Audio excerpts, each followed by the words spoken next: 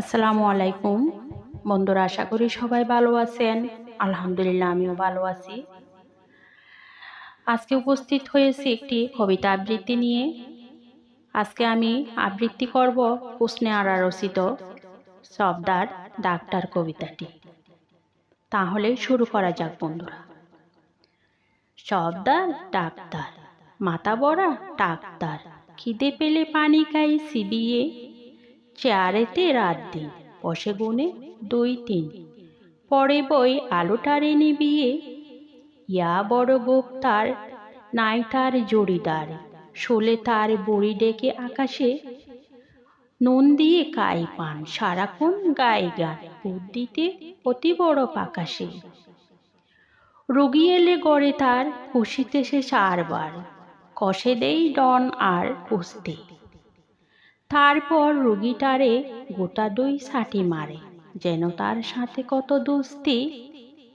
Malaria রোগী এলে তার নাই নিস্তার, দরে তারে দেই কিছু গিলিয়ে। আমশার রোগী এলে এ হাতে কান ধরে, পেট ঠারে ঠিক করে কিলিয়ে। কলেরার রোগী এলে দুপুরের রোদে পেলে দেই তারে কৈনুন খাইয়ে। তারপরে 2-3 পচা জলে তার পিন ডেলে তারে দেই শুধু নাইয়ে। ডাক্তার সফদার, নামডাক কুপ্তার, নামে গাও থরথরি কম্প। নাম শুনে রোগী সব করে জুড়ে খলরব, পিঠ টান দেই দিয়ে লম্প।